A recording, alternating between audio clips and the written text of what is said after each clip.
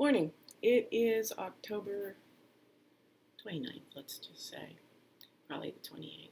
This is Deb Helfrich, and I am talking today about Wellbeing Philosophy and how I go right to the heart of skeptics, starting right out wanting to explain something fundamentally true that seems fundamentally false. And that is that 1 plus 1 equals 3. We're accustomed to always thinking that 1 plus 1 equals 2, and in so many ways that is true. Always true for things like pens, things like note cards. 1 plus 1, you're going to get 2. There is no other option for what's going to happen here. But I can, in a mere 9 words, present a hypothesis that you'll pretty much agree with. I can guarantee that there are situations in the world on Earth where 1 plus 1 equals 3.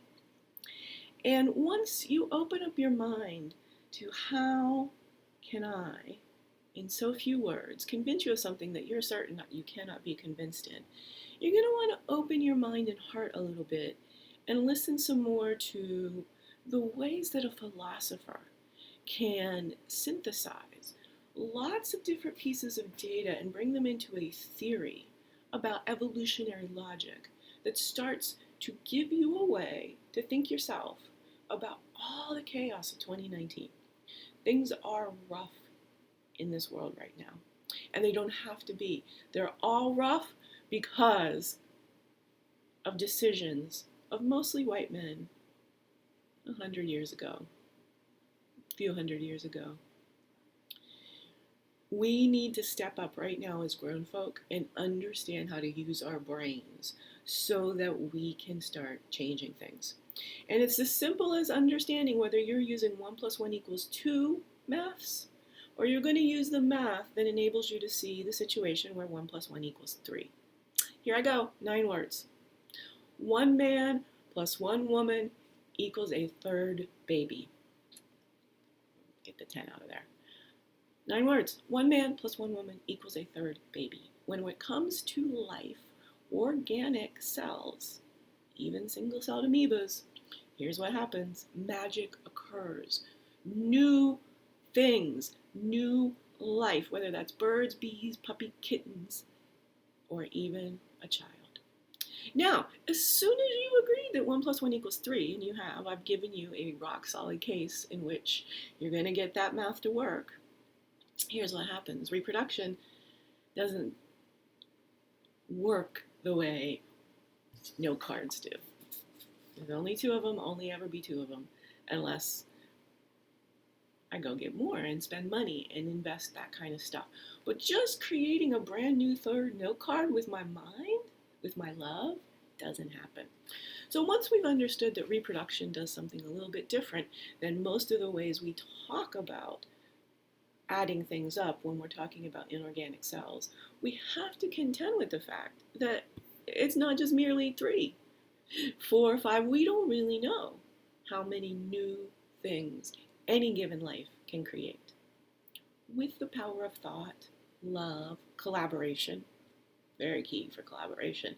As soon as the organisms get a little bit more complex than single-celled, it starts to be all about collaboration. And that's what Wellbeing Philosophy is really about. What I want to do is get us all talking again, get us all seeing things in different ways, get us all, okay, we're going to have a conversation that's going to be very much about how 1 plus 1 equals 3. We're going to stop, just keep taking 1 plus 1 equals 2 and going out to farther and farther decimals, getting more and more proof, making the concepts so incredibly complex that only experts understand them. That's not solving anything any longer. If you want a solution to global warming, listen to me talk about 1 plus 1 equals 3. If you want to end racism, just let me talk about all we need to know. The science of melanin is fascinating, and it proves that it's pretty damn stupid to judge anyone based on skin color.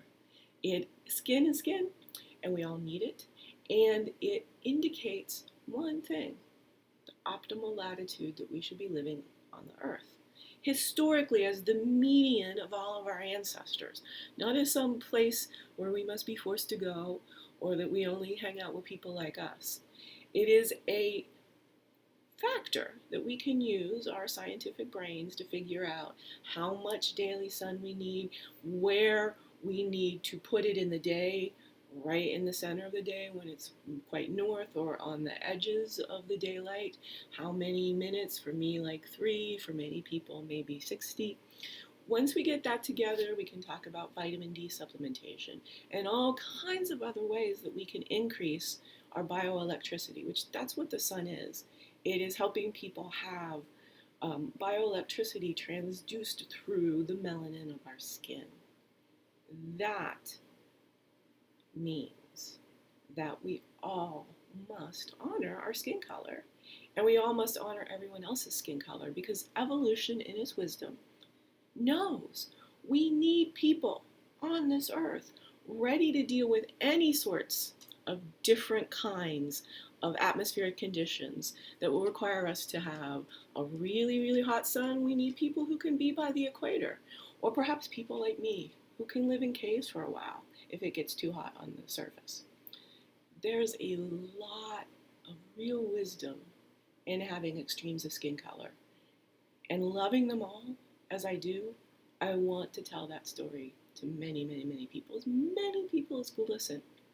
So stay tuned, and we'll keep talking about how to use science, evolutionary logic, to tell better stories about how to fix the chaos of 2019. Have a great day.